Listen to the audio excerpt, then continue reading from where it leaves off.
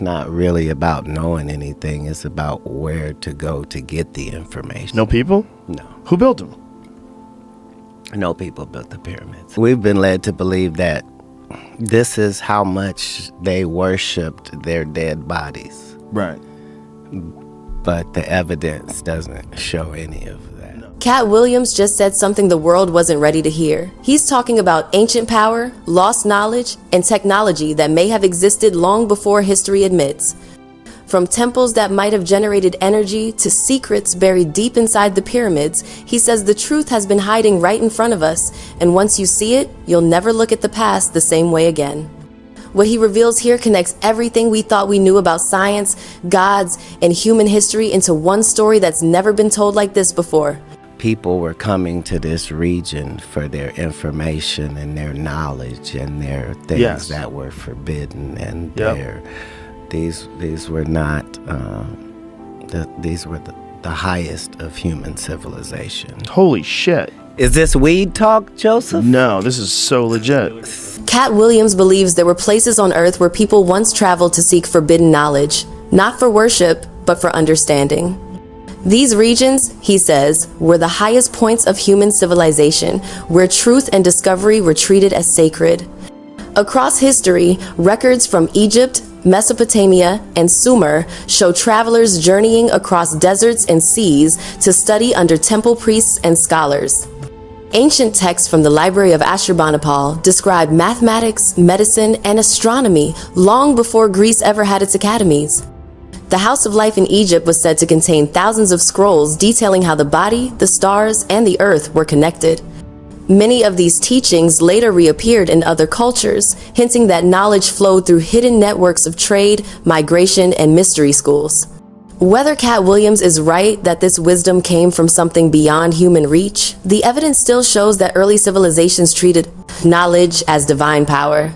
People guarded it, traveled for it, and sometimes risked everything to learn what the heavens had to say. From there, his point becomes even more unsettling.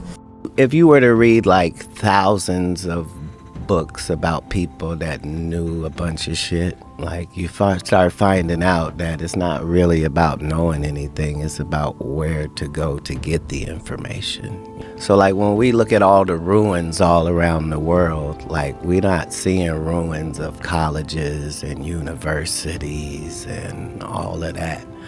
We're seeing temples and synagogues and churches, but people don't understand that that's where that information was coming from for that period of time.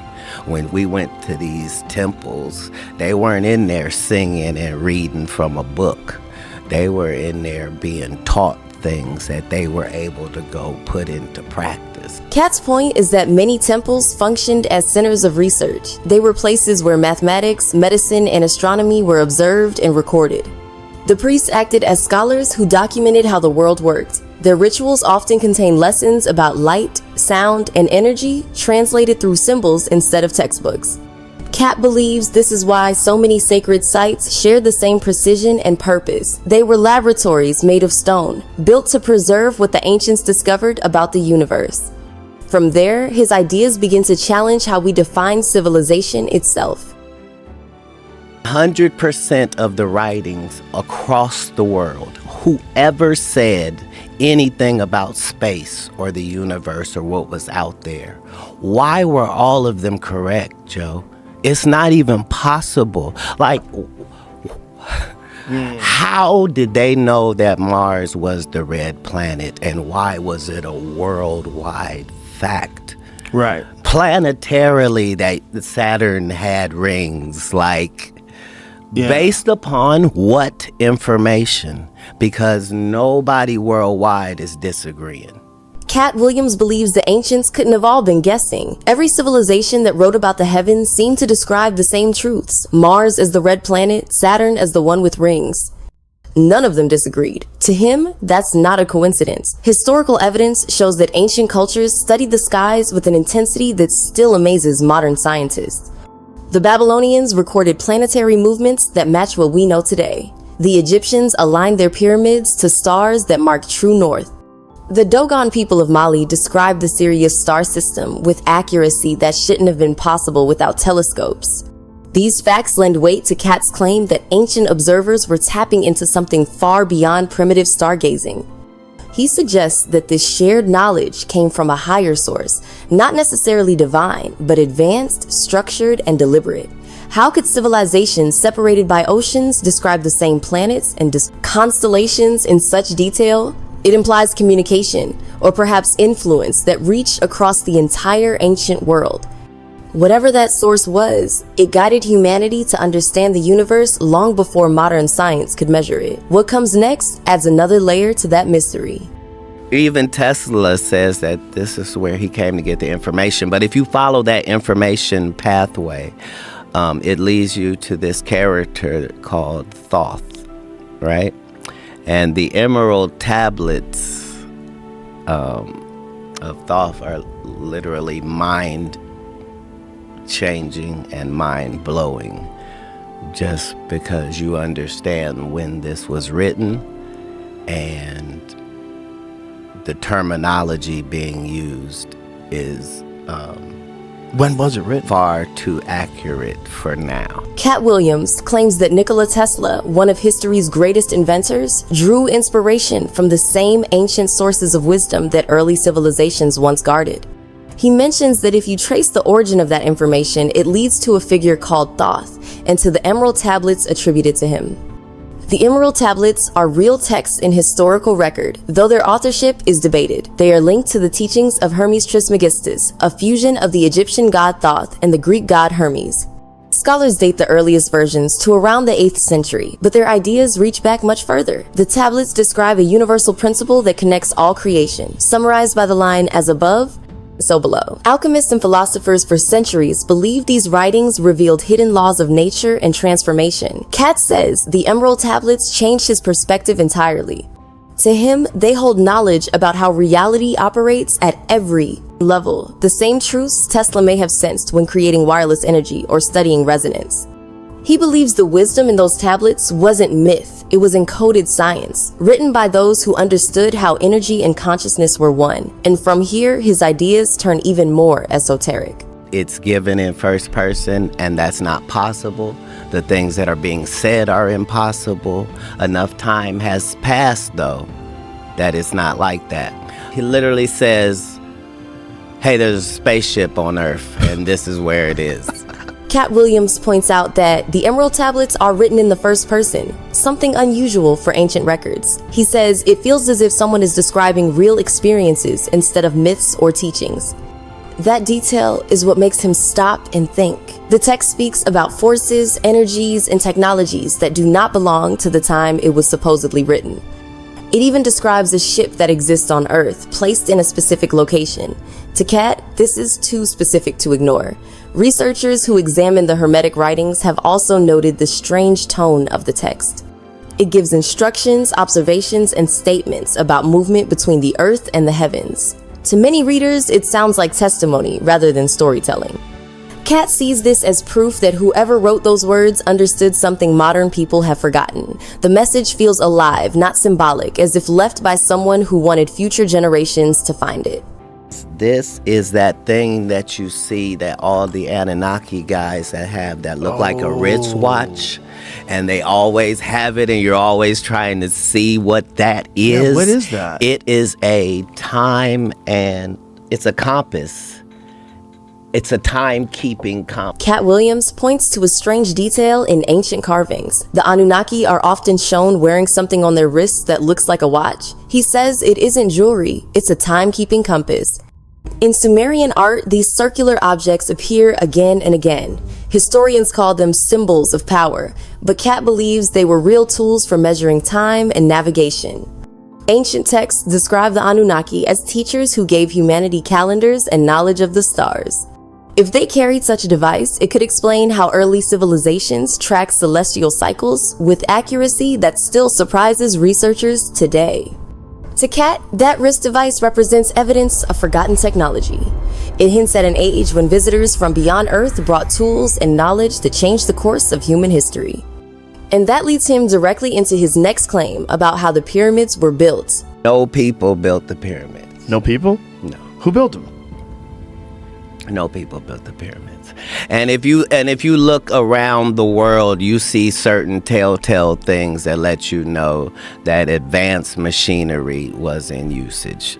Look, there this whole thing where slaves are stronger people is a fallacy. We like to believe that slaves are stronger. Slaves are weaker because they don't eat the right food and they live a terrible life. Katt Williams says no human beings built the pyramids. He insists that if you study them closely, the evidence points to machinery, not manpower. He rejects the popular story that slaves carried giant stones and stacked them by strength alone. He argues that slaves were malnourished, sick, and weak. They could not have shaped and lifted multi-ton blocks with that kind of precision. Even modern cranes would struggle to replicate the exact measurements found in the Great Pyramid structure. Researchers who have examined the limestone and granite cuts often note their unusual accuracy, some within fractions of an inch. Certain blocks appear to have been carved using tools that behaved like modern drills or saws. This precision, combined with the sheer scale of the construction, fuels theories that advanced technology was involved. Katt believes that this technology existed long before recorded history, possibly left behind by those who once ruled or visited Earth. To him, the pyramids stand as a record of that forgotten science, proof that ancient people were working with knowledge humanity no longer understands. And from here, he takes that argument to an even deeper conclusion. We've been led to believe that this is how much they worshipped their dead bodies. Right. But the evidence doesn't show any of that. No, it doesn't. Like when you see inside, when they have those intricate carvings and paintings and stuff in gold and stuff, you have to remember this is in a windowless room, folks. There's no candle soot. There's no